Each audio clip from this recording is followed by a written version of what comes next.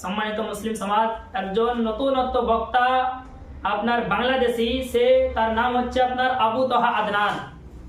আপনার মুন্সি বলতেছে যে সামি আল্লাহ হুলিমান হামিদা বলা যাবে না, কি বলতে হবে? বলছে সামি আল্লাহ লেমান হামিদা।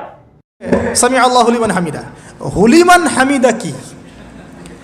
হুলিমান হামিদা বলে কি কোনো শব্দ আছে? একটা নতুন শব্দ বানালাম আমি একটা। সামি আল্লাহ, আল্লাহ তার কথা শোনেন। লিমান হামিদাহু, যে তার প্রশংসা করে। একটা অর্থ আছে তো, সামি আল্লাহ হুলিমান হামিদা। তো হুলিমান হামিদা মানে কি? যে সামি আল্লাহ হুলিমান হামিদা, এটা আবার কি? তো ব্রাদারিন ইসলাম, এর নাম হচ্ছে আবু তহা আদনান। দেখুন কি বলে। তো ব্রাদারিন ইসলাম শুনলেন এই মুন্সি কি বললো, বলছে সামি আল্লাহ লেমান হামিদা বলতে হবে। ব্রাদারিন ইসলাম, এ মৌলবি গ্রামারই পড়েনি, এ মৌলবি গ্রামারই পড়েনি। যদি গ্রামার যদি পড়তো তো এরকম কথা বলতো না।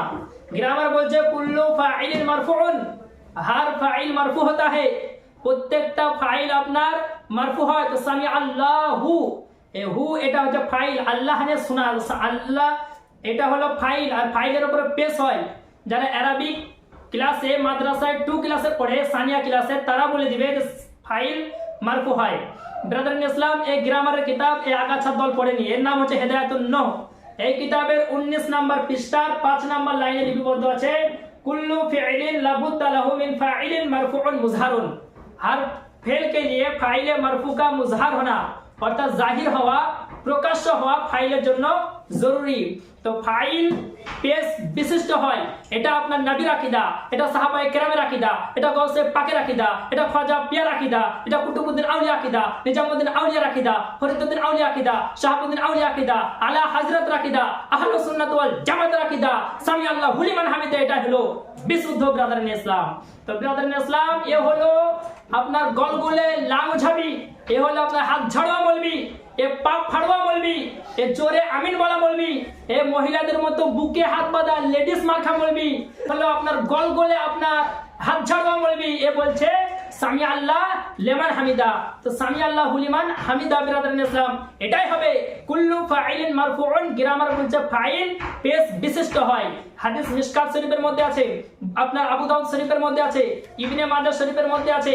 রাসূল পাক নিজেই বলছেন ইজা ক্বালাল ইমাম, রাসূল পাক বলছেন ইজা ক্বালাল ইমাম গায়রিল মাগদুবি আলাইহিম ওয়ালাদ-দাল্লিন ফাকুলু আমিন। যখন ইমাম আমিন বলবে, দাল্লিন বলবে, তোমরা আমিন বলো।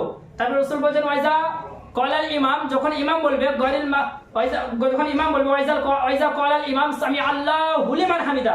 রাসূল পাক নিজেই বলছেন যখন ইমাম বলবে সামি আল্লাহ হুলিমান হামিদা ফাকুলু, তো তোমরা বলো রব্বানা ওয়ালাকাল হামদ, বলো সুবহানাল্লাহ। তো ব্রাদারিন ইসলাম, সামি আল্লাহ হুলিমান হামিদা, সামি আল্লাহ লিমান হামিদা হবে না।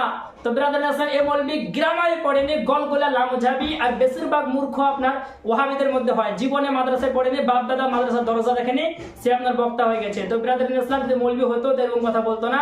এতে বোঝা গেল এই আলেম নয়। আর আমার আলা হযরত বেরেলভীর কালান্দার ফতোয়া রাজাবিয়ার মধ্যে বলেন যে আলেম না হলে বক্তব্য শোনা হারাম, হারাম, হারাম, বক্তব্য দেওয়া হারাম। তো এরকম ভুঁইফোড় আগাছা ব্রেন্টাল বক্তার মিষ্টি মিষ্টি কথা শুনে তার কথায় বিভ্রান্ত হবেন না, এদের বক্তব্য শুনবেন না। আলিম ছাড়া আপনার কোনটা হারাম কোনটা হালাল এর কোনো জ্ঞান নাই। তো ব্রাদারিন ইসলাম বলার বক্তব্য হলো সামি আল্লাহ হুলিমান হামিদা, হার উপরে পেশ হবে, এটাই হলো বিশুদ্ধ, এটাই আপনার আহলুস সুন্নাত ওয়াল জামাতের আকীদা। ওয়া মা আলাইনা ইল্লা বালাগ।